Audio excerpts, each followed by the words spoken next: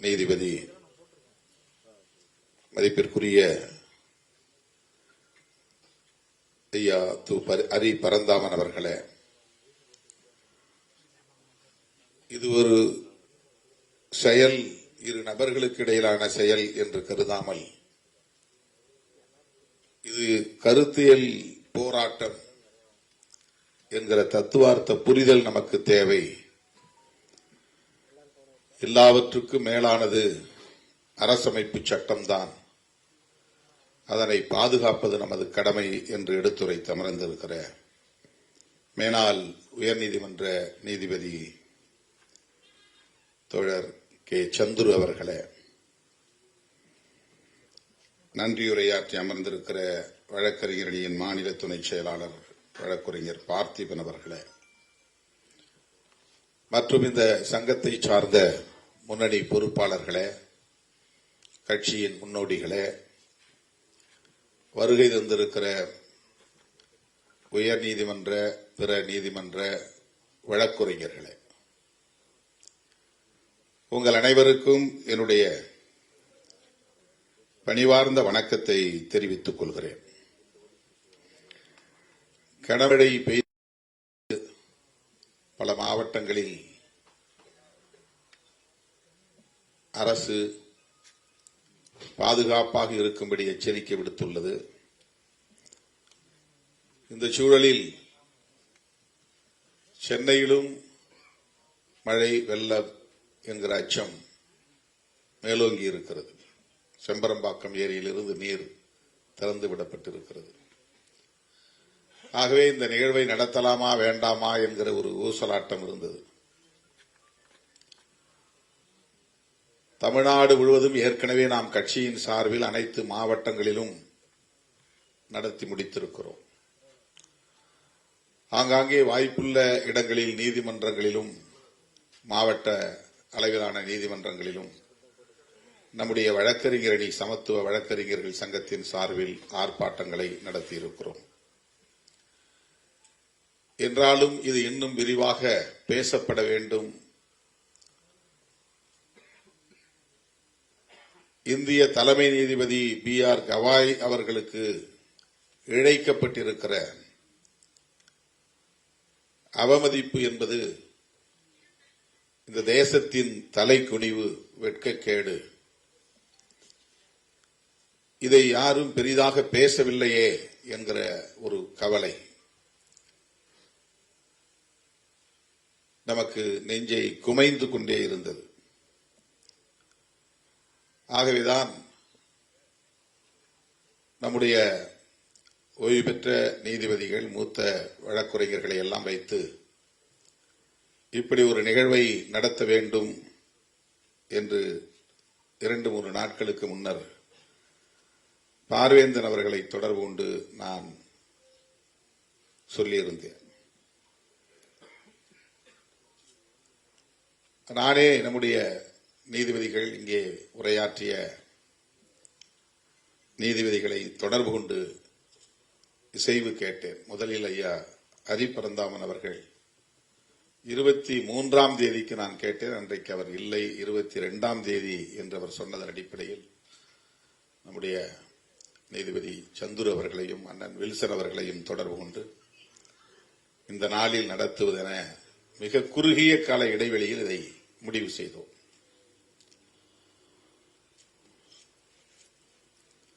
நேற்று நள்ளிரவு 1:30 மணிக்கு நான் ட்விட்டரிலே போட்டேன், அடாது மழை பெய்தாலும் இந்த நிகழ்வு நடந்தே தீரும், வழக்குரைஞர்கள் எல்லோரும் இதில் பங்கேற்க வேண்டும் என்று. நான் விடுத்த வேண்டுகோளை ஏற்று வருகை தந்து இந்த நிகழ்வை சிறப்பித்துக் கொண்டிருக்கிற உங்கள் அனைவருக்கும் என்னுடைய நன்றியை முதலில் குறித்தாக்குகிறேன்.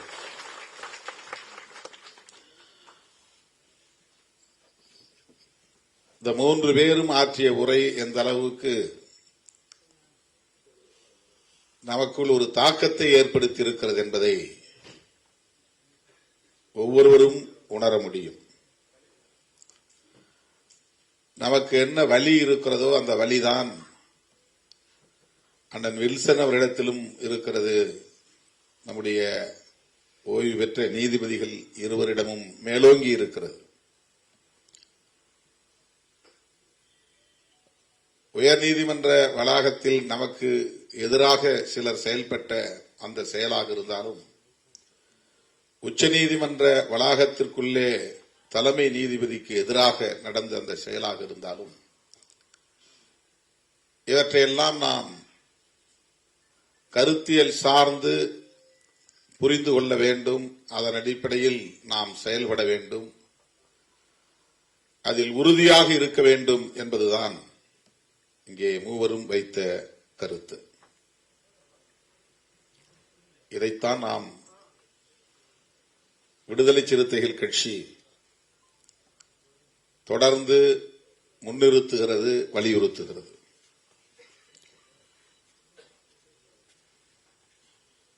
B.R. கவாய் ஒரு தலித் சமூகத்தை சார்ந்தவர், அதனால் அவருக்கு ஆதரவாக பேச வேண்டும் என்பதல்ல நம்முடைய நோக்கம். அவரே அதை ஒரு பொருட்டாக எடுத்துக் கொள்ளவில்லை. அவர் எப்படி எதிர்வினை ஆற்றினார் என்பதை அண்ணன் வில்சன் அவர்கள் இங்கே சொன்னார். நம்முடைய நீதிபதிகளும் குறிப்பிட்டார்கள். அவர் மீது இரக்கம் கொண்டு, பரிவு கொண்டு அல்லது பரிதாபம் கொண்டு நாம் இந்த நிகழ்வை ஒருங்கிணைக்கவில்லை. அடுத்த நாளே நாம் உயர்நீதிமன்ற வாசலில் இந்த ஆர்ப்பாட்டத்தை ஒருங்கிணைக்கவில்லை. இன்றைக்கு சனாதன சக்திகள் எந்த அளவுக்கு கொட்டமடிக்கிறார்கள், ஆணவத்தோடு நடந்து கொள்ளுகிறார்கள் என்பதற்கு இதுவும் ஒரு சான்று. உச்சநீதிமன்ற வளாகத்தில் தலைமை நீதிபதியின் மீதே ஒருவன் செருப்பை எடுத்து வீசுகிறான். வீசிய பிறகு நான் ஏன் மன்னிப்பு கேட்க வேண்டும் என்று மீண்டும் திமிரோடு பதில் சொல்லுகிறான் என்றால் அது எந்த பின்னணியில் இருந்து நிகழ்கிறது என்பதை நாம் யூகிக்க வேண்டும். இந்த 11 ஆண்டுகளில் பாரதிய ஜனதா ஆட்சிக்கு வந்த இந்த 11 ஆண்டுகளில் சனாதன சக்திகளின் கை மிக ஓங்கி இருக்கிறது. எந்த நீதி, நியாயம் போன்றவற்றுக்கும் அவர்கள் மதிப்பளிக்க தயாராக இல்லை. எதிர்த்து பேசினால், எழுதினால் வீடு புகுந்தே கொல்லுவோம் என்கிற அளவுக்கான வெறியாட்டம் தலைவிரித்தாடுகிறது. பேராசிரியர் கல்புர்கி, கௌரி லங்கேஷ், நரேந்திர தபோல்கர் போன்றவர்கள் எல்லாம் எந்த கட்சியையும் சாராதவர்கள், ஆனால் இடதுசாரி சிந்தனையாளர்கள், சனாதன எதிர்ப்பாளர்கள், சமத்துவத்தை விரும்பக்கூடியவர்கள், அரசமைப்பு சட்டத்தின் விழுமியங்களை மதிக்கக்கூடியவர்கள். ஆகவே அவர்கள் வீடு புகுந்து தாக்கி படுகொலை செய்யக்கூடிய அளவுக்கு, துப்பாக்கியால் சுட்டு படுகொலை செய்யக்கூடிய அளவுக்கு அவர்களின் கொட்டம் தலைவிரித்தாடுகிறது. அந்த வரிசையிலே இதுவும் ஒன்று. B.R. கவாய் அவர்களின் மீது செருப்பு வீசிய அந்த நிகழ்வு. நம்முடைய நீதிபதி ஹரிபரந்தாமன் அவர்கள் பேசுகிற போது அந்த சம்பவம் நடப்பதற்கு 2-3 வாரங்களுக்கு முன்புதான் அந்த வழக்கு தொடர்பான மென்ஷனிங் நடந்தது. அதிலே அவர் சொன்னது, உங்களுக்குத்தான் கடவுள் நம்பிக்கை இருக்கிறதே, அவரிடமாவது போய் பிரேயர் செய்யுங்கள் என்று சொன்னார். இதற்காக அவ்வளவு பெரிய எதிர்வினை. அதன் பின்னர் தொடர்ந்து சமூக ஊடகங்களில் மட்டுமல்ல, பெரிய மெயின் ஸ்ட்ரீம் மீடியாக்களிலும், ஆங்கில தொலைக்காட்சிகளிலும் இது தொடர்பாக பேனல் டிஸ்கஷன்ஸ் பெரிய இதில் வெளிப்படையாக தலைமை நீதிபதி அவர்களை கண்டித்தார்கள். ஒரு ப்ரொவோக்கிங் டிஸ்கஷன்ஸ், ஆத்திரத்தை தூண்டக்கூடிய விவாதங்கள். இங்கே துக்ளக் இதழை பற்றியும் சொன்னார். ஏன் தமிழ்நாட்டில் யாரும் நீங்க செருப்படுத்தி வீசாம இருக்கிறீங்க சனாதனத்தை எதிர்ப்பவர்கள் மீது என்று வெளிப்படையாக எழுதுகிற துணிச்சல்.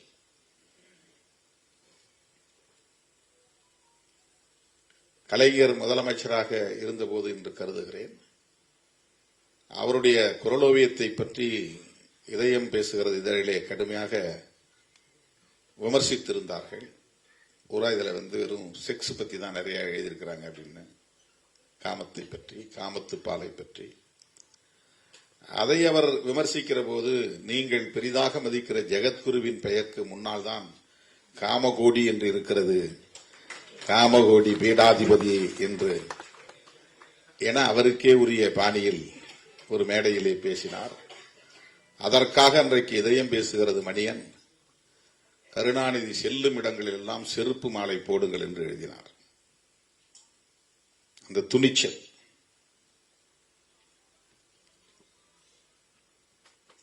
அவர்களுடைய கருத்தியலை யாரும் எதிர்த்து பேசிவிடக் கூடாது, அவர்கள் நம்புகிற தலைமையை யாரும் விமர்சித்து விடக்கூடாது. ஆனால் அதே சங்கராச்சாரியாரின் அடுத்த வாரிசு ஜெயலலிதா அம்மையாரால் கைது செய்யப்பட்டார், சிறைப்படுத்தப்பட்டார். யாரும் வாய் திறக்கவில்லை. ஒரே ஒரு எதிர்ப்பு கூட தமிழ்நாட்டிலிருந்து, இந்தியாவிலிருந்து வரவில்லை.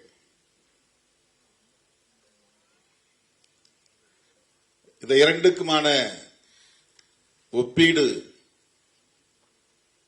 நாம் அவர்களை பற்றி புரிந்து கொள்வதற்கு பயன்படும் என்று நான் கருதுகிறேன்.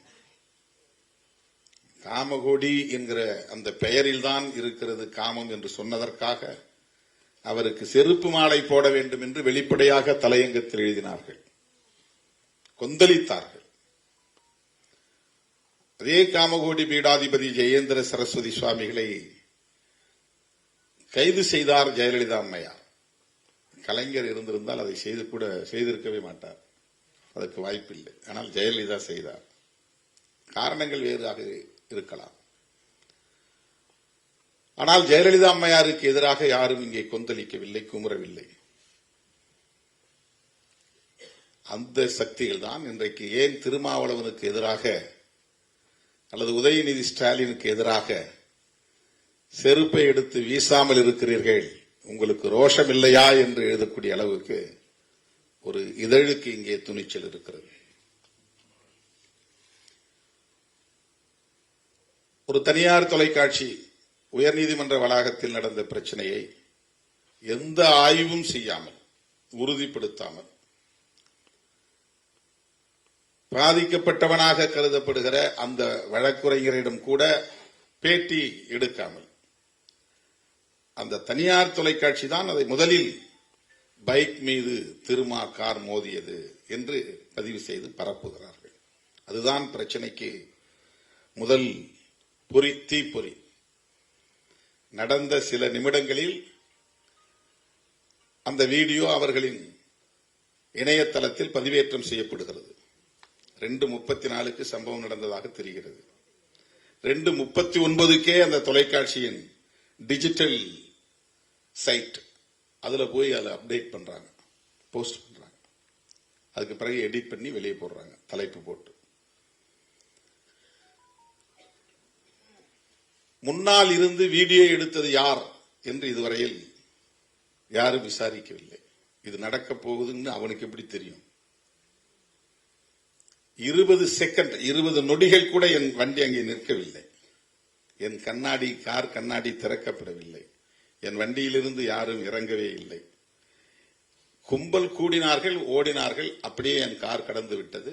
அந்த தனியார் தொலைக்காட்சி வெளியிட்ட வீடியோவை பார்த்த பிறகுதான் இப்படி ஒரு சம்பவம் நடந்ததே நமக்கு தெரியும். ஆனால் அடித்து கொல்லுங்கடா என்று திருமாவளவன் சொன்னார் அப்படின்னு ஒவ்வொரு ஆள்கிட்டையும் தனித்தனியா பேட்டி எடுத்து போடுறாங்க அடுத்த சில நிமிடங்கள்ல.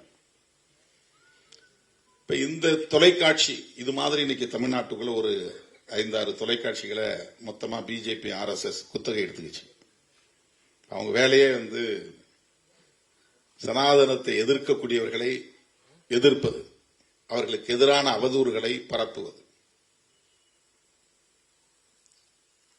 10 ஆண்டுகளுக்கு முன்பு நான் புளியந்தோப்பில் நடந்த ஒரு பொதுக்கூட்டத்திலே பேசுகிற போது, டிசம்பர் 6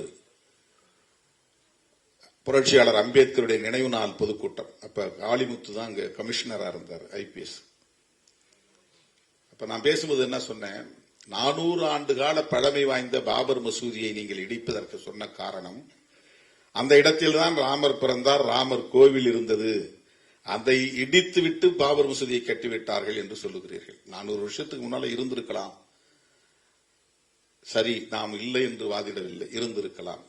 அதற்காக இதை இடித்துவிட்டுத்தான் அங்கே கோயிலை கட்ட வேண்டுமா? அப்படி ஒவ்வொரு பெருமாள் கோவிலையும் சிவன் கோவிலையும் போய் ஆய்வு செய்து பார்த்தால், சிவன் கோவில் பெருமாள் கோவில் இருந்த இடங்களிலெல்லாம் முன்பு புத்த விகார்கள் இருந்தன என்று ஆய்வுகள் சொல்லுகின்றன. திருப்பதி கோவிலே புத்த விகார் தான் என்று ஒருவன் ஆய்வு செய்து PhD பட்டம் வாங்கியிருக்கிறான். அவன் பெயர் ஜமனதாஸ். கூகுள்ல கூட போய் பாருங்க, அந்த ஆய்வு கட்டுரையே இருக்கு. இப்ப அவன்லாம் கிளம்புனா என்ன ஆகிறது? இந்த இடத்துல புத்த விகார் தான் இருந்ததுன்னு சிவாலயங்களையும் பெருமாள் கோவில்களையும் இடிக்க தொடங்கினால் என்ன ஆகும் நாடு?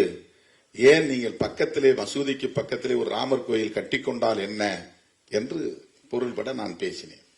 இது அப்படியே திரித்த தொலைக்காட்சி தான் அந்த தொலைக்காட்சி.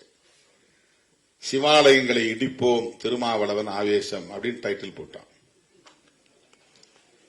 நான் சொன்ன இன்டர்பிரேஷனே வேற. நீங்க ராமர் பிறந்த கோவில், ராமர் கோயில் இருந்த இடத்துல 400 வருஷத்துக்கு முன்னால அந்த இடத்துல இருந்தது, அது இந்த இருந்த இடத்துல மசூதியை கட்டிட்டீங்க, அதனால நாங்க இடிச்சிட்டு தான் அந்த இடத்துல ராமர் கோயில் கட்டுவோம் சொல்றீங்களே, அது என்ன நியாயம்? பக்கத்திலே பல ஏக்கர் நிலத்தை வாங்கி உங்களால கட்ட முடியாதா அதே அயோத்தியாவில்? இதுதான் என்னுடைய கொஸ்டின், என்னுடைய கேள்வி இதுதான். ஆனா அது எப்படி திருச்சி அவதூறு பரப்புனாங்க பாருங்க. அதே மாதிரி கொரோனா டைம்ல வந்து நான் ஆன்லைன்ல பேசுறேன். அது பெரியார் பிறந்த நாள், செப்டம்பர் 17. எங்கேயோ ஐரோப்பிய நாட்டில இருந்து ஒரு தம்பி அதை ஒருங்கிணைக்கிறாரு. நான் பேசும்போது மனுஸ்மிருதியை பத்தி பேசுறேன். இப்ப ஐயாங்கெல்லாம் சொன்னாங்கல்ல, அம்பேத்கர் எரித்தார், பெரியார் எரித்தார், அந்த வரலாறெல்லாம் நம்ம படிச்சதுனால படிச்சதை பேச தூண்டுது. படிச்சதை பேசாம இருக்க முடியாது இல்லையா?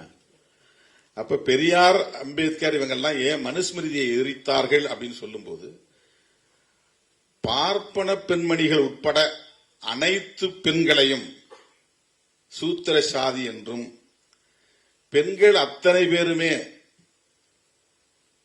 நம்பிக்கைக்கு உரியவர்கள் அல்ல, அதாவது வேற வருத்தத்தில் அது வருது, கணவனுக்கு மற்றவங்களுக்கு அவங்க நம்பிக்கைக்கு உரியவர்கள் அல்ல, எந்த நேரத்திலையும் வந்து அவங்க தப்பு செய்வாங்க அப்படிங்கிற பொருளிலும் அவங்க சொல்லியிருக்கிறாங்க. இதுதான் வந்து மனுஸ்மிருதி. இப்ப ஒட்டுமொத்த பெண் குலத்தையே இழிவுபடுத்துவதாக இது இருக்கிறது அப்படிங்கிற அது ஒரு இன்டர்பிரேஷன் நான் சொல்றேன். உடனே இந்து பெண்களை விபச்சாரிகள் என்றார் திருமாவளவன் அப்படின்னு ஒரு டைட்டில் போட்டு அவதூறு பரப்புனாங்க. இப்ப எல்லாரும் கத்துனாங்க. நான் சொன்னேன், மனுஸ்மிருதியில் இருக்கிறது தான் பேசினேன்ட்டு ஒரு ஆர்ப்பாட்டத்தை நடத்திட்டு லட்சக்கணக்கான மனுஸ்மிருதிகளை நகல் எடுத்து மக்கள்கிட்ட கொடுத்தோம். ஊரா போய் கொடுத்தோம். படிச்சு பாருங்க, படிச்சு பாருங்க, படிச்சு பாருங்க. அது ஒரு பெரிய மாத கணக்கில் நிறைய இடங்கள்ல நிகழ்ச்சி நடத்தணும். எல்லாம் வாய் மூடிக்கிட்டாங்க.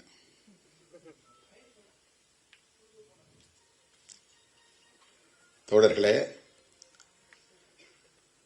அவர்கள் இந்த பிரச்சனையில் உடனே ஒரு 100 வீடியோ போட்டிருப்பாங்க.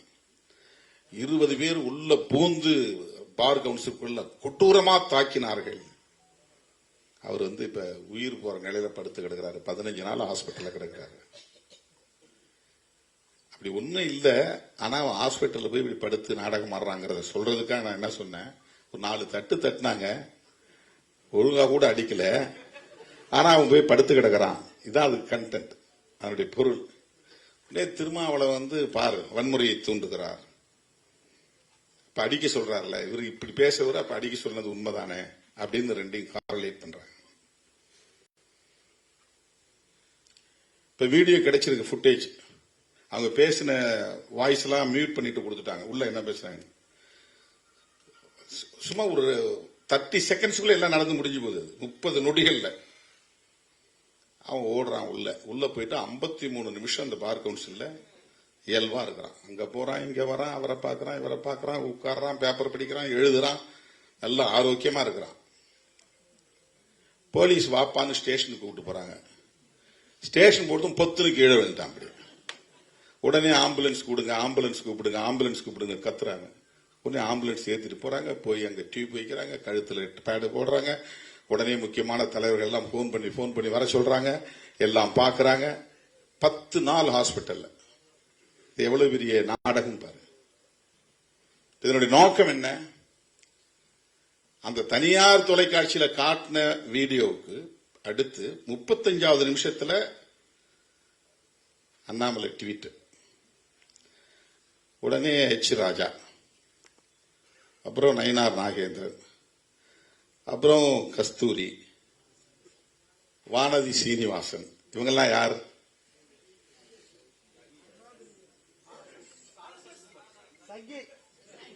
அவ்வளவு பேரும் சங்கிகள். அப்ப திருமாவளவனை எதிர்க்கக்கூடிய அத்தனை பேரும் ஒரே கான்செப்ட்ல இருக்கிறவங்க. அதான் நம்முடைய நீதிபதி சொன்னாரு, நீ மனுஸ்மிருதிக்கு என்னைக்கு எதிராக பேச தொடங்கினே அன்னைக்கே நீ இதெல்லாம் எதிர்பார்த்துக்கிட்டு தானே இருக்கணும். இந்த தாக்குதல் நடக்கத்தானே செய்யும். நாம் இதை எதிர்பார்க்கிறோம். அதுல பிரச்சனை இல்லை. ஐடியாலஜிக்கல் வார், அதுல எங்களுக்கு எந்த பிரச்சனையும் கிடையாது.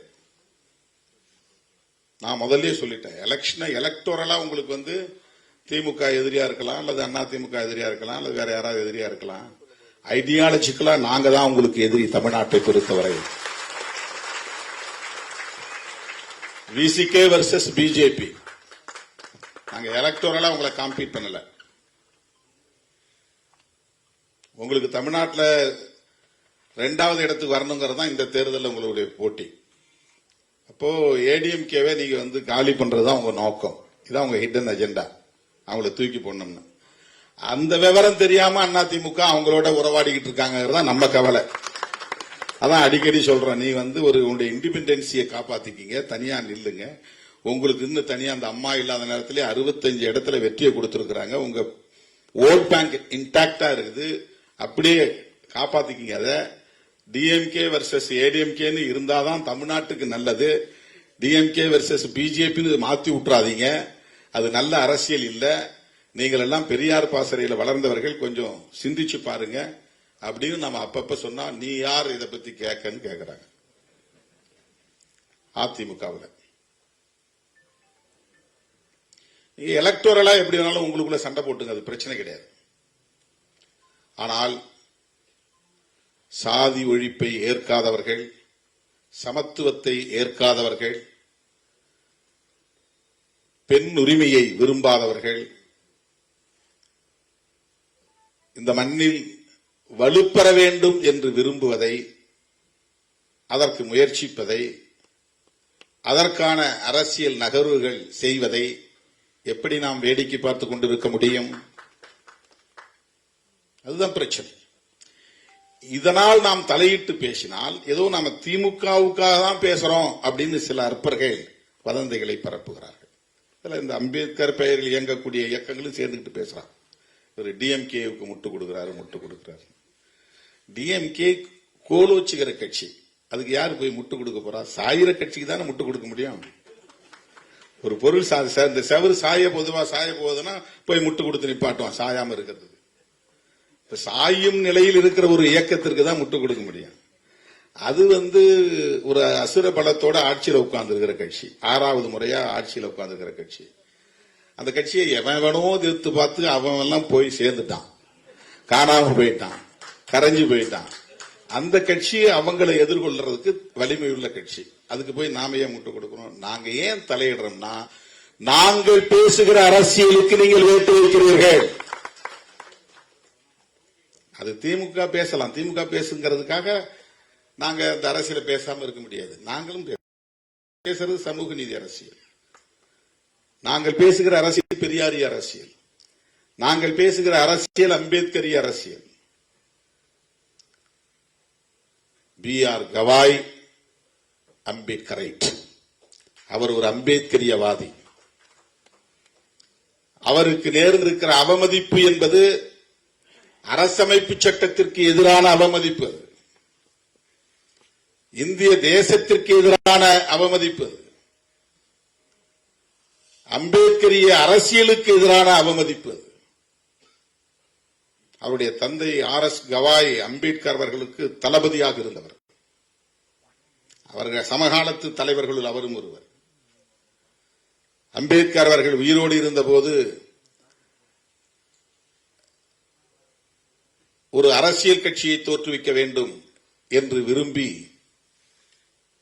ஷெட்யூல் காஸ்ட் பெடரேஷனையும் இண்டிபெண்டன்ட் லேபர் பார்ட்டியையும் இணைத்து ஒரு அரசியல் கட்சியை தொடங்க வேண்டும் என்கிற விவாதம் நடந்தபோது அந்த விவாதத்தில் கலந்து கொண்டவர் RS கவாய். அப்போ என் சிவராஜ், தந்தை என் சிவராஜ், RS கவாய் போன்றவர்கள் அம்பேத்கரோடு சேர்ந்து குடியரசுக் கட்சியை உருவாக்க முடிவெடுக்க டிசம்பர்ல இறந்து போறார். இறந்து போனதுக்கு பிறகு அந்த தலைவர்கள் எல்லாம் ஒன்னா சேர்ந்து கோபர்கடே, RS கவாய், தந்தை சிவராஜ் இவங்கெல்லாம் ஒன்னா சேர்ந்து உருவாக்கின கட்சி தான் RPI, Republican party of India. அது கொஞ்ச நாள்ல ரெண்டா உடைஞ்சிருது. கவாய் பிரிவினும் கோபர்கடே பிரிவினும் ரெண்டா உடைஞ்சிருது தேசிய அளவில். அந்த கவாய் பிரிவினுடைய தலைவர் தான் இவருடைய அப்பா RS கவாய். அவருடைய பேர்ல தான் அது கவாய் ஃபேக்ஷனே உருவாகுது.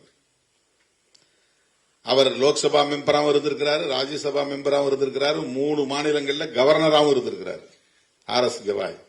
பீகார்ல கவர்னர், சிக்கிம்ல கவர்னர், கேரளாவில் கவர்னர். அவர் ஒரு அம்பேத்கரைட். 1956 அக்டோபர் 14ஆம் ஆண்டு புரட்சியாளர் அம்பேத்கர் அவர்கள் நாக்பூரிலே லட்சக்கணக்கானோடு பௌத்தத்தை தழுவிய போது RS கவாய் குடும்பமும் பௌத்தத்தை தழுவியது. ஆகவே அவர் ஒரு பௌத்தர். யார்? BR கவாய். இப்ப அவங்க அம்மா உயிரோடு இருக்கிறாங்க. அண்மையில சென்னையில் அவங்களை சந்திச்சேன். அந்த நிகழ்ச்சியில அறிமுகப்படுத்தினாங்க. பார்த்த உடனே அவங்க சொன்னாங்க, நீங்க எங்க இருக்கீங்க? அவரை கூட சீஃப் ஜஸ்டிஸோட தான் இருக்கீங்களா அப்படின்னு கேட்டேன். ஆங்கிலத்தில் பேசினாங்க. நான் எங்க ஊர்ல சொந்த ஊர்ல இருக்கிறேன். எனக்கு எந்த சொந்த வீடும் கிடையாது. ஜனங்களோட இருக்கிறேன். ஜனங்களோட நான் போய் புத்திசத்தை பரப்பிக்கிட்டு இருக்கிறேன். பௌத்தத்தை பரப்புதான் என் வேலை. ஜனங்களோட சொந்த வீடு இல்லைன்னு சொன்னாங்க. இந்தியாவினுடைய தலைமை நீதிபதியின் தாய் மக்கள் தொண்டு ஆற்றுவதில் அவ்வளவு ஆர்வம் கொண்டவராக இருக்கிறார். எந்த உடைமையும் எனக்கு வேண்டாம் என்கிற அந்த பற்றற்ற நிலையில் வாழ்ந்து கொண்டிருக்கிறார். அவர் நினைச்சிருந்தாருன்னா அவங்க போய் டெல்லியில அவர் கூட இருக்கலாம், பெரிய பங்களாவில் வாழலாம், அவ்வளவு பெரிய வசதிகளோடு வாழ முடியும். அவர் ஒரு அம்பேத்கரைட். கவாய் அவர்களின் தாயார் ஒரு அம்பேத்கரியவாதி. அப்படிப்பட்ட அந்த குடும்பத்தை சார்ந்த பின்னணியில் இந்தியாவின் தலைமை நீதிபதியாக வந்திருக்கிறார் என்றால் அவர் சந்தித்த சவால்கள் எவ்வளவு இருக்கும். நீதிபதி சந்துரு அவர்கள் பேசும்போது ஒரு புதிய செய்தியாக இருந்தது. KR நாராயணன் அவர்கள் குடியரசுத் தலைவராக இருந்தபோது KG பாலகிருஷ்ணன் அவர்களை வரவிடாமல் தடுக்கிற முயற்சி எப்படியெல்லாம் நடந்தது. அதனால் எந்த நீதிபதி நியமனத்திற்கும் கையெழுத்திட மாட்டேன் என்ற அறப்போரை KG பாலகிருஷ்ணனுக்காக KR நாராயணன் மேற்கொண்டார் என்கிற அந்த செய்தி.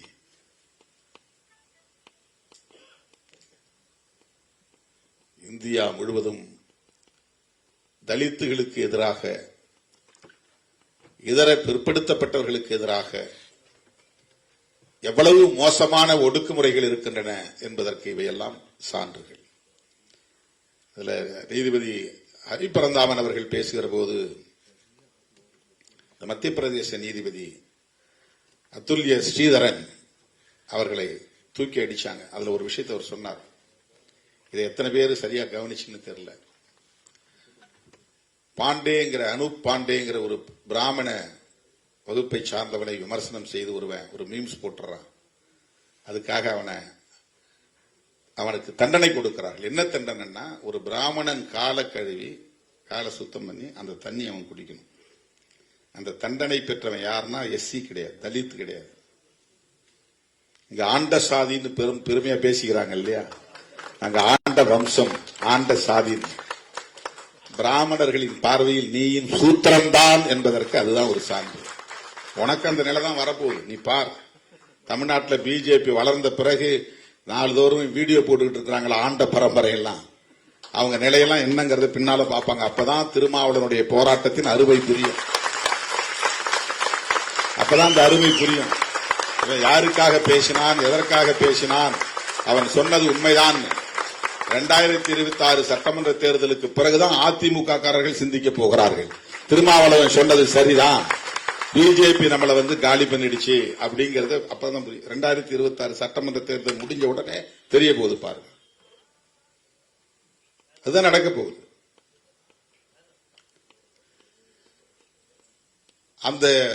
அந்த பையன் ஓபிசி சமூகத்தை சார்ந்தவன். அவனுக்கு கொடுத்த தண்டனை அவன் காலை கழுவி அந்த தண்ணீரை குடிக்க வேண்டும் என்பது. அந்த சம்பவத்தை எதுக்காக குறிப்பிட்டார்னா, அந்த ஜட்ஜ் இருக்காரு பாருங்க, அதுல்ய ஸ்ரீதரன், அதை அவர் கண்டிக்கிறார், அவன் மேல நடவடிக்கை எடுக்க சொல்றார். இதுதான் சனாதன சக்திகளுக்கு பிரிக்கவில்லை. இந்த மாதிரி பல விஷயங்கள். இன்னொன்னு நான் சொல்ல மறந்துட்டேன்னு சொன்னார். நானும் அந்த வீடியோ வரும்போது பார்த்துட்டு வந்தேன். என்னன்னா, இப்ப சிந்தூர் ஆபரேஷன் நடந்தது இல்லையா, அந்த சிந்தூர் ஆபரேஷனை லீட் பண்ணி நடத்தினவங்க நம்முடைய இந்தியன் ஆர்மியில 2 பேருமே பெண்கள். அவங்க இஸ்லாமிய சமூகத்தை சார்ந்தவர்கள். அது பற்றி கருத்து சொல்லுகிற போது அமைச்சர் சொல்றாரு, இந்த துறையை சார்ந்த அமைச்சர், உங்க சகோதரிகளை வச்சே உங்களை வீழ்த்தணும் பாரு அப்படின்னு சொல்றாரு. அவங்க இந்தியன் ஆர்மியில தானே இருக்காங்க, அவங்க இந்தியன் தானே, இந்திய மக்களுக்காக, இந்திய தேசத்திற்காகத்தானே அந்த போராட்டத்தை நடத்தினாங்க. அவன் புத்தி எப்படி வேலை செய்யுதுன்னு பாருங்க. நீயும் முஸ்லீமு, இந்த அம்மாவும் முஸ்லீமு, உங்க சகோதரி வச்சு உங்களை நாங்க காலி பண்ணோம். அதை விட முக்கியமா அவ யார சொல்றான்னா, பயங்கரவாதிகளை சொல்றான். இப்ப பயங்கரவாதிகளின் சகோதரி அப்படின்னு சொன்னத இவர் கண்டிக்கிறார். யார் கண்டிக்கிறது? அந்த மத்திய பிரதேசத்தை சார்ந்த ஜட்ஜ், ஹைகோர்ட் ஜட்ஜ். அவர் அங்க இருக்கிற இடத்துல அவருடைய ரேங்க் 3, அதாவது கொலிஜியத்தில் இடம்பெறக்கூடிய அளவுக்கான தகுதியை படைத்தவராக இருக்கிறார். அவரை தூக்கி சத்தீஸ்கர்ல போடுறாங்க. அங்கேயும் போடக்கூடாதுன்னு தூக்கி அடிக்கிறான், அலகாபாத்துக்கு போடணும்ன்றான். கவர்மெண்ட் போய் தலையீடு செய்து இன்டர்வீன் பண்ணுது. ஏன் அப்படின்னா, அலகாபாத்ல சத்தீஸ்கர்ல இருந்தா மாவோயிஸ்டுகளுக்கு எதிராக நாம எடுக்கிற நடவடிக்கைகளை இவர் கண்டிப்பாரு, விமர்சிப்பாரு, வழக்கு போடுவாரு, சுவமோட்டோவா இதை எடுத்துக்குவாரு. அப்ப அந்த ஜட்ஜி ஒரு லெப்ட் ஓரியன்டா இருக்கிறாரு, ஒரு டெமோக்ரட்டைஸ்டா இருக்கிறாரு. அவர் பாதிக்கப்படுகிற மக்களுக்கு நீதி வழங்கக்கூடிய பார்வை உள்ளவராக இருக்கிறாரு அப்படிங்கிறது அதுல பிரச்சனை. சனாதன சக்திகளுக்கு எதிராக இருக்கிறார் அப்படிங்கிறது பிரச்சனை. அதனால அவரை தூக்கி அலகாபாத்ல போட்டாங்க. அவர் 7th ரேங்க்ல போயிருவார். உச்ச நீதிமன்ற நீதிபதியாகவும் வரவிடாமல் தடுப்பது, வந்தாலும் தலைமை நீதிபதியாக வரவிடாமல் தடுப்பது, இதெல்லாம் டிலே டாக்டிக்ஸ். இங்கேயும் அங்கேயும் தூக்கி அடிச்சு லேட் பண்ணி கடைசியா சொன்னார் பாருங்க, கரெக்டா மற்றவங்க வந்தா 2 வருஷம் 3 வருஷம் நீதிபதியா இருக்க முடியும். ஆனா கவாய் மாதிரி ஆள் 6 மாசத்துக்குள்ள அவங்க காலி ஆகிற மாதிரி தான் எலிவேட் பண்ணுவாங்க. இவ்வளவும் திட்டமிட்டு நடக்குது, ரொம்ப கால்குலேட்டிவா நடக்குது. உச்ச நீதிமன்றத்தினுடைய மொத்த நீதிபதிகளுடைய எண்ணிக்கை தலைமை நீதிபதி உட்பட 34 பேர் தான். இந்த 34 பேர்ல எத்தனை பேர் ஓபிசி? இங்க எஸ்சிக்கு எதிராக போராட்டம் நடத்துற ஓபிசி இதை பத்தி என்னைக்காவது சிந்திச்சிருக்கிறாங்களா? திருமாவளவன் கொடிக்கம்பத்தை வெட்டி சாய்க்கிற ஓபிசியை ஏன் சுப்ரீம் கோர்ட்ல 34 பேர்ல எங்க சமூகத்தை சார்ந்த யாரும் இல்லைன்னு யாராவது கேள்வி எழுப்புறாங்களா? போராட்டம் நடத்துறாங்களா? அந்த சிந்தனை இருக்கா? இல்ல. தலித்துகள் ஒரு சக்தியா வந்துடக்கூடாது. அப்படி வளர்ந்தா அவங்க கட்டுக்குள்ள இருக்கணும். நீ அரசியல் செய், ஆனா எங்க கூட வந்துரு, பிஜேபி அணிக்கு வந்துரு, பிஜேபியோட இரு, எங்களுக்கு ஆதரவு சக்தியா இரு, இல்லைன்னா உன்னை இப்படிதான் காலி பண்ணுவோம். இதுதான் இன்றைய அரசியல் நகர்வுகள், உத்திகள்.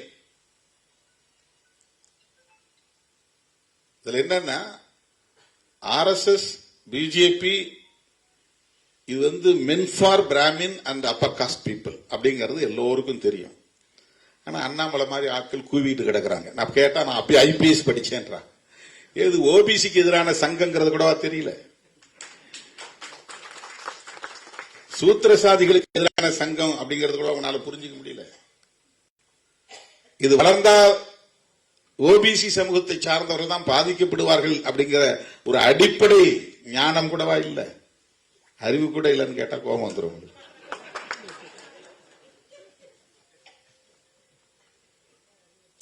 இதை புரிஞ்சுக்க வேண்டாமா? இப்படி ஒரு இயக்கத்தை கொண்டு வந்து இங்க தமிழ்நாட்டுக்குள்ள பெரியார் அரசியல் செய்து பண்படுத்திய இந்த மண்ணுக்குள்ள ஒரு சனாதன சக்தியை வலிமை பெற வைத்தால் ஒரு 20 வருஷத்துக்கு பின்னால தமிழ்நாடு என்ன நிலைமைக்கு ஆகும் அப்படிங்கறத எண்ணி பார்க்க வேண்டாமா? அந்த கவலையில இருந்தா நாம பேசுறோம்.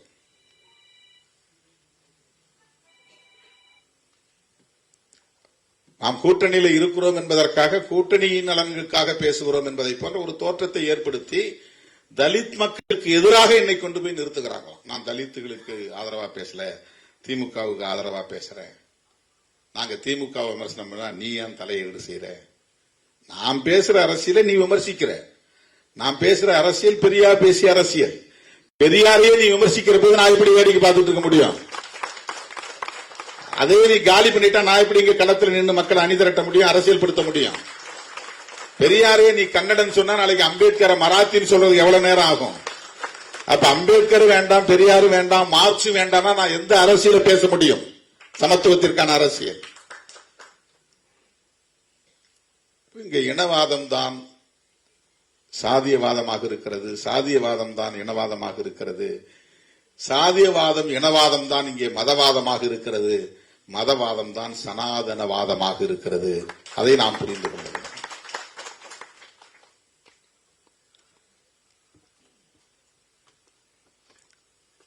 உச்சநீதிமன்றம் என்பது வெறும் தீர்ப்புகளை சொல்லுகிற ஒரு இடம் அல்ல. வெறும் அப்பல்லேட் அத்தாரிட்டி அப்படிங்கிற அடிப்படையில் மட்டும் அதை பார்க்க முடியாது. ஹைகோர்ட்ஸ்ல போடக்கூடிய தீர்ப்புகள் எல்லாம் மேல கொண்டு போய் மேல்முறையீடு செஞ்சா அங்க நமக்கு ஒரு ரெமெடி கிடைக்கும் அப்படிங்கிறது அல்ல. உச்சநீதிமன்றம் என்பது இந்திய தேசத்தை கட்டமைப்பதற்கான அரசமைப்பு சட்டத்தின் பாதுகாப்பு அரண். சுப்ரீம் கோர்ட் என்பது அரசமைப்பு சட்டத்தின் பாதுகாப்பு அரண்.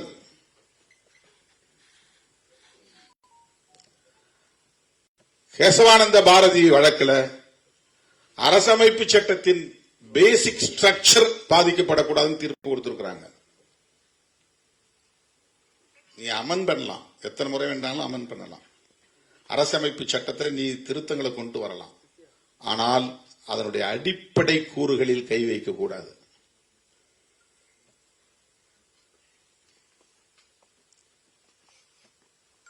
ஒட்டுமொத்தமாக இவ்வளவு பெரிய புத்தகம் இன்னைக்கு சின்னதா காட்டினாங்க. அந்த புத்தகத்தினுடைய மொத்த சாராம்சமும் பிரியாம்பிள் இருக்கு.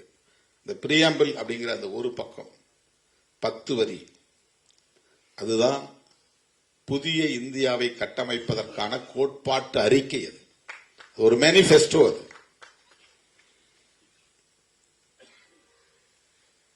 அந்த சாராம்சத்தை முற்றாக சிதைப்பதுதான் சனாதன சக்திகளின் நோக்கம். B.R. கவாய் நான் ஒரு செக்யூலரிஸ்ட் அப்படின்னு ஏன் சொல்றாரு? அவர் ஒரு அம்பேத்கரைட், அதனால சொல்றாரு.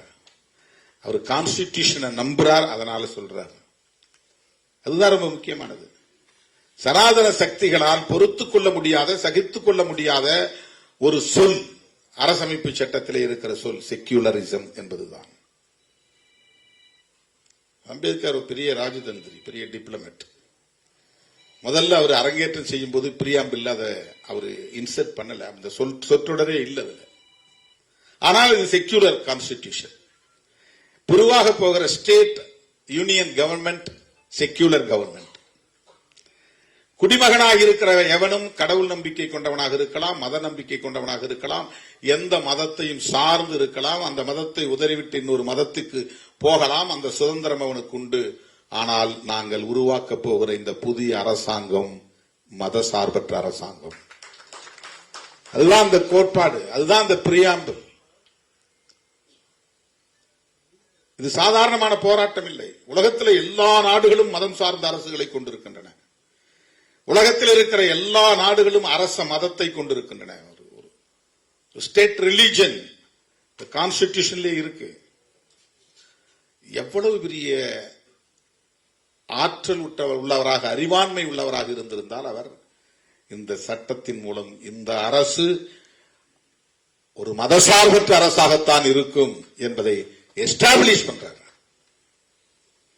அதுல என்ன பெரிய விஷயம் அப்படின்னா, அம்பேத்கருக்கு நேர் எதிரான கொள்கை எதிரியாக இருக்கிற காந்தியடிகளும் செக்யூலரிசத்தை ஆதரித்தார் என்பது அடிக்கோடிட வேண்டிய செய்தி.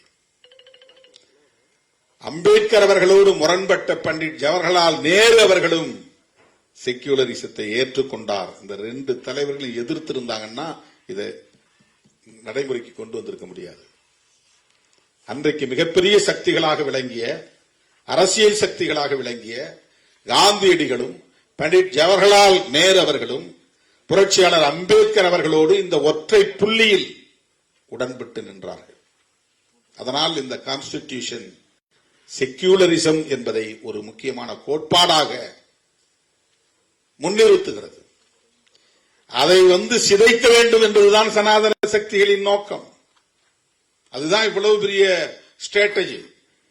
கட்சி ஆரம்பித்து, கட்சி மூலமாக ஆட்சியை கைப்பற்றி, ஆட்சியை தக்க வைத்து, தனிப்பெரும்பான்மை உள்ள ஒரு ஆட்சியாக யாருடைய தயவும் இல்லாமல் வருகிற போது இந்த சட்டம் தேவையில்லை என்று வெளிப்படையாக தூக்கி எறிய முடியும். அதுதான் அவர்களின் நோக்கம். இப்ப ஒவ்வொன்றாக அவர்கள் நீர்த்து போக வைத்துக் கொண்டே இருக்கிறார்கள்.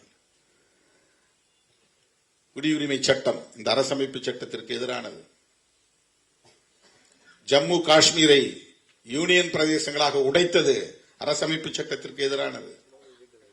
முத்தலாக் சட்டத்தை ரத்து செய்து அவர்கள் ஒரு சட்டம் கொண்டு வந்தது அரசமைப்பு சட்டத்திற்கு எதிரானது.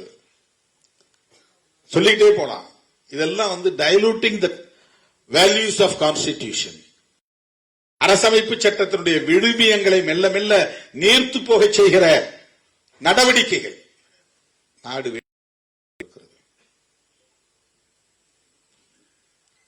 நீதி சொல்லுகிற இடங்களிலும், உயர்நீதிமன்றம், உச்ச நீதிமன்றம் போன்ற மிக உயரிய இடங்களிலும் இன்றைக்கு அவர்களின் கருத்தை முன்மொழியக்கூடியவர்களாக இருக்கிறார்கள். அதற்கு மிக முக்கியமான ஒரு சான்றாக நான் இன்றைக்கு நினைத்தாலும் அப்படியே குமைகிறது.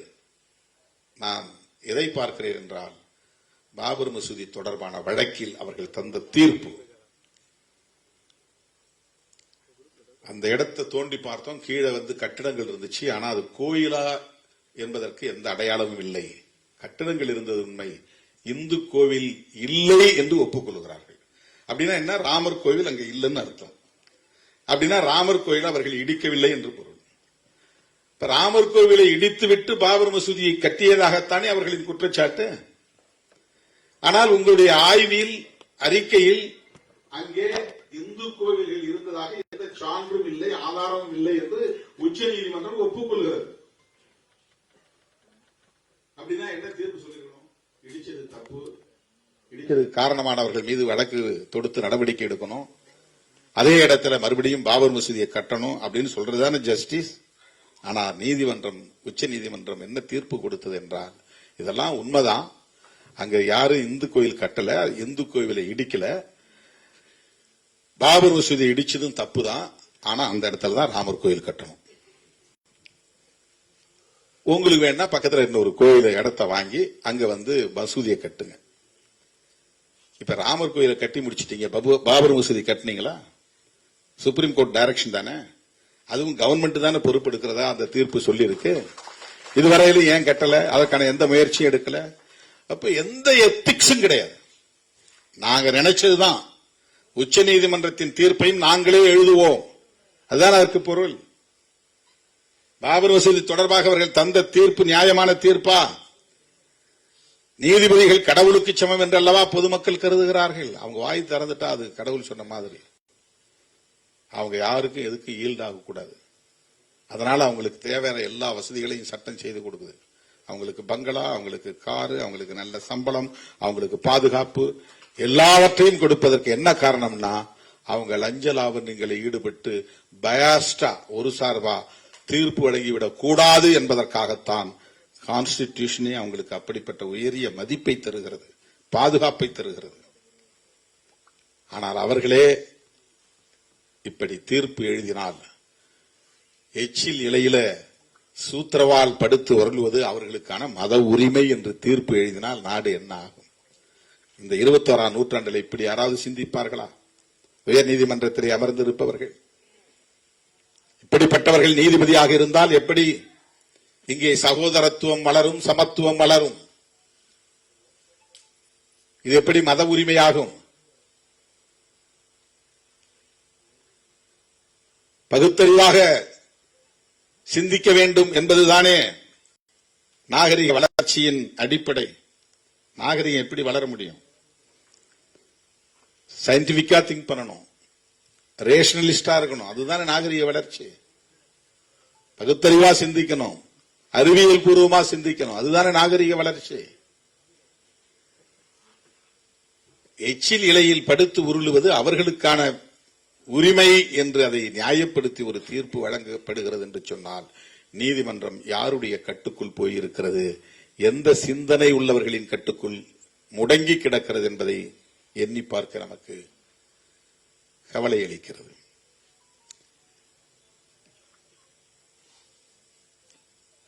அரசமைப்பு சட்டத்தின் பாதுகாப்பு இன்றைக்கு மிகப்பெரிய சவாலாக நம் முன்னால் இருக்கிறது. B.R. கவாய் ஒரு தலித் அல்லது ஒரு பௌத்தர் என்பதனால் அவமதிக்கப்பட்டார் என்பதை விட அவர் உள்வாங்கி இருக்கிற அரசியல் அவர்களுக்கு வெறுப்பை உமிழ்கிறது.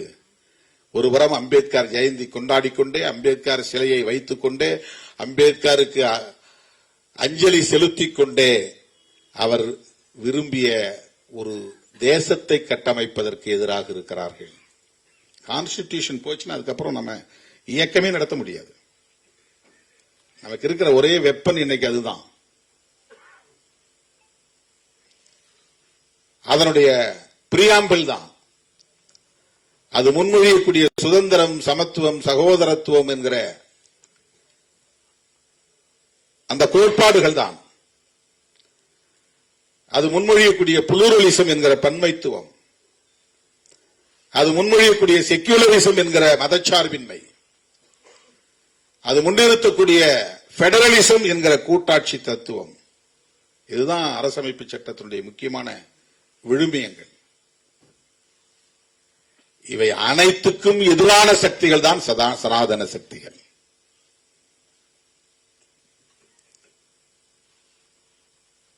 இதை கருத்தியல் ரீதியாக நாம் துணிந்து எதிர்த்து களமாட தயாராக வேண்டும். எலக்டோரல்ல எப்படி இப்படி அப்படி வரலாம் போலாம். இப்ப 4 MLA இருக்கிற அடுத்த எலெக்ஷன்ல ஒருத்த கூட இல்லாம போகலாம். அது பிரச்சனை இல்லை. அது அல்ல நம்முடைய நோக்கம். நம்மளை தோக்கடிக்கணும்னு நினைப்பாங்க, தோக்கடிச்சிட்டு போங்க, அது பிரச்சனை கிடையாது. அதுக்காக நாங்க களத்துக்கு வரல. ஐடியாலஜிகளா ஒருபோதும் நாங்கள் பின்வாங்க மாட்டோம். கருத்தியல் ரீதியாக ஒருபோதும் பின்வாங்க மாட்டோம். அதனாலதான் என்ன உந்தி தள்ளியது. 6ஆம் தேதி பாக்குறேன், 7ஆம் தேதி புரொட்டஸ்ட் பண்ணுங்க, கட்சியை உடனே திரட்ட முடியாது, ஒரு 100 வழக்கறிஞர்களாவது நம்முடைய வழக்கறிஞர்கள் வீதிக்கு வர வேண்டும், அடுத்த நாள் போராட்டம் நடத்தணும். நானே வந்து தலைமை தாங்கிறேன், நீங்க நடத்திட்டு போங்க நான் சொல்லல. ஏன்னா நான் ஒரு அட்வொகேட்டா என்ரோல் பண்ணிருக்கிறேன். அந்த தம்பி தான் அட்வொகேட்டா, நான் அட்வொகேட் இல்லையா. அவனுக்காக எல்லா பார் அசோசியேஷனும் வெளியே வராங்க. அங்க நின்னவங்களும் அட்வொகேட்ஸ் தான். அவன் யாருன்னு சட்டையில எழுதியிருக்கா, என்ன சாதின்னு, அவன் முகத்துல ஏதாவது அடையாளம் இருக்கா, என்ன மதம்னு.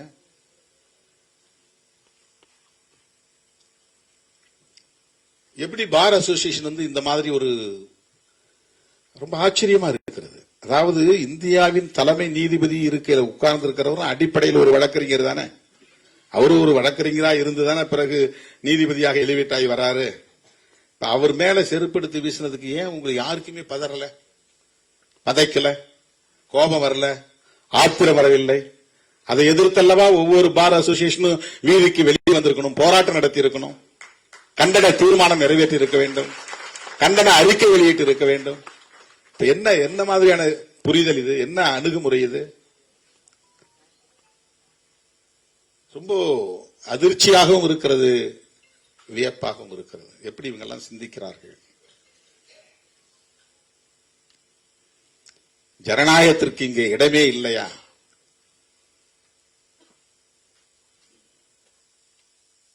ரெண்டு மூணு பார் அசோசியேஷன்ல எனக்கு எதிராக கண்டன தீர்மானமே போடுறாங்க. வேற எந்த தலைவரையாவது அந்த மாதிரி வழிமறிச்சு நிக்க முடியுமா?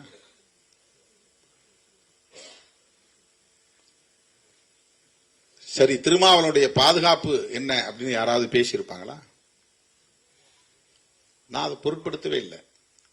நான் உடனே டிசி என்ற லைனுக்கு வந்தாரு. சார், அந்த தம்பி தெரியாம ஏதோ பண்ணிருப்பாரு, விடுங்க, அவரை வந்து ஸ்டேஷன்லாம் கொண்டு போவாதீங்க, தயவுசெய்து அவரை வெளியே அனுப்புங்க அப்படின்னு நான் சொன்னேன். அப்ப கூட அவர் என்ன சாதி என்ன மதம் அவர் வட்வை கேட்டா எதுவுமே நமக்கு தெரியாது.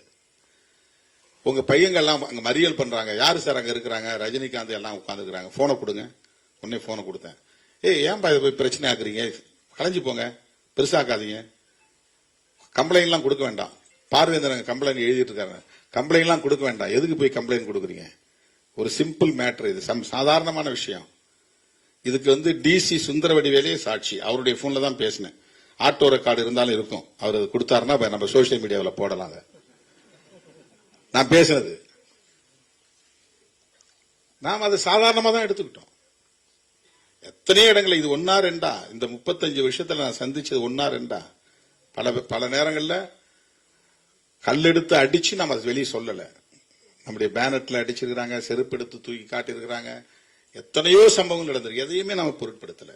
அது அவனுக்கு சொல்லப்பட்டிருக்கிற செய்தி, அதனால அவன் ஆத்திரப்படுறான். அப்பதான் நான் சொன்னேன், கல்லெடுத்து வீசக்கூடிய தம்பிகள் ஒரு நாள் பூவெடுத்து வீசுவார்கள் அப்படின்னு நான் சொன்னேன். அதனால எதையுமே நம்ம பெரிதுபடுத்தினதே கிடையாது.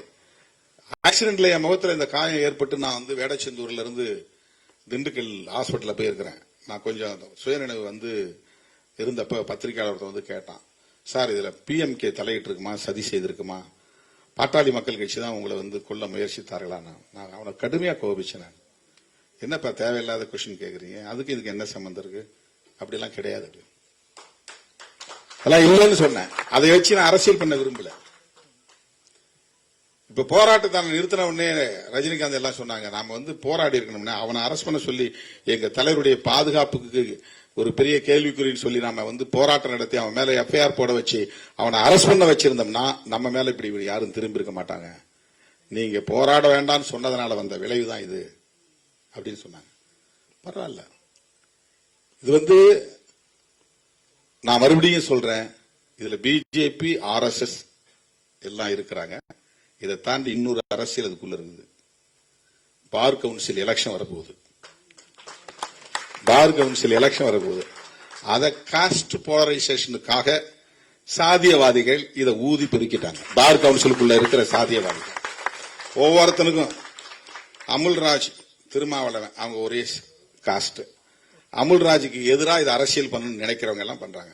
அமுல்ராஜுக்கு எனக்கும் பாக்குற இடத்துல அலுவலர் சொல்லிட்டதோட சரி, அவருடைய அரசியல் நம்முடைய அரசியல் இது வரலும் ஒரு நாளும் VCKவுக்கு அவர் வந்ததில்லை, அவரு இருக்கிற அரசியலுக்கு நான் போனதில்லை. அவர் எலெக்ஷன்ல நின்று வந்து இதெல்லாம் ஆதரவு கேட்டதில்லை. அவருக்கு ஆதரவா விடுதலை சிறுத்தைகளின் வழக்கறிஞர் சிங்கம் போய் பிரச்சாரமும் பண்ணது கிடையாது. அவருடைய சொந்த செல்வாக்கில் அவர் ஜெயிச்சு வந்தார், அவர் அந்த இடத்துக்கு வந்திருக்கிறார்.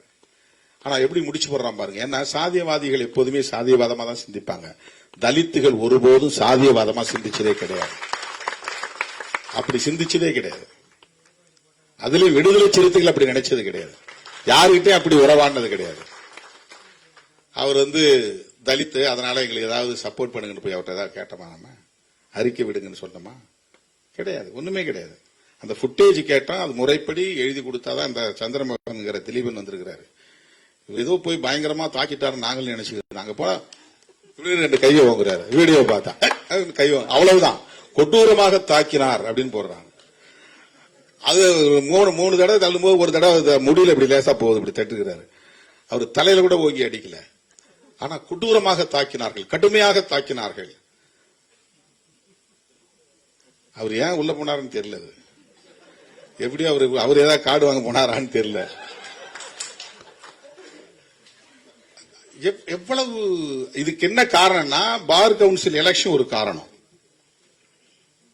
காஸ்ட் போலரைசேஷனுக்காக உடனே திருமாவளவன் வந்து திருமாவுடைய ஆட்கள் வந்து உள்ள பூந்து அடிச்சிட்டாங்க அப்படின்னு சொல்லி ஒரு குறிப்பிட்ட சமூகத்துக்கு எதிராக திருமாவளவனை நிறுத்தி அதன் மூலமா ஒரு காஸ்ட் போலரைசேஷனை உருவாக்குறது.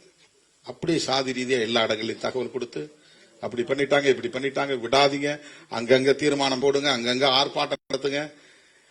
பி.ஆர். கவாய் மீது செருப்பு வீசியதை கண்டித்து ஆர்ப்பாட்டம் நடத்துங்கள் என்று சொல்ல ஆளே இல்லை, தீர்மானம் போடுங்கள் என்று சொல்ல ஆளே இல்லை. எனது அருமை தோழர்களே, இது ஒரு புரிதலுக்காகத்தான் சொல்லுகிறேன். நாம எப்பவும் ஜனநாயக பாதையை விட்டு விலக வேண்டாம். நாம் எப்போதும் சமூக நல்லிணக்கத்திற்கு எதிராக செயல்பட வேண்டாம்.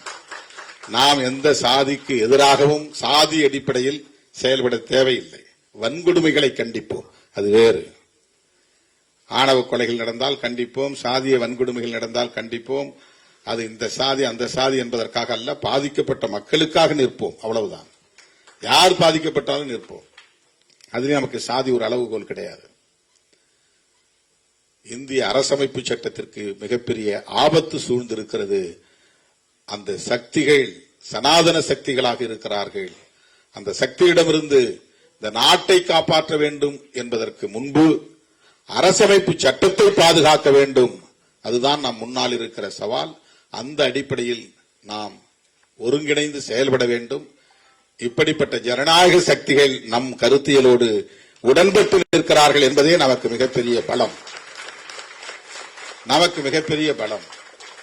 உயர்நீதிமன்றத்தில் மிக உயர்ந்த அதிகார பீடத்தில் அமர்ந்து பாதிக்கப்பட்டவர்களுக்காக நீதி வழங்கியவர்கள் இன்றைக்கு நம் பக்கம் நின்று நம்முடைய குரலுக்கு ஆதரவு தெரிவித்திருப்பதை எண்ணி பெருமைப்படுகிறேன். நம்முடைய அழைப்பை ஏற்று வருகை தந்து இந்த நிகழ்வில் பங்கேற்று அரசமைப்பு சட்டத்தை பாதுகாப்பதற்கான உணர்வை, விழிப்புணர்வை நம்மிடையே உருவாக்கி இருக்கிற நீதிபதிகளுக்கும் அண்ணன் வில்சன் அவர்களுக்கும் என்னுடைய நெஞ்சார்ந்த நன்றியை தெரிவித்து விடைபெறுகிறேன். நன்றி, வணக்கம்.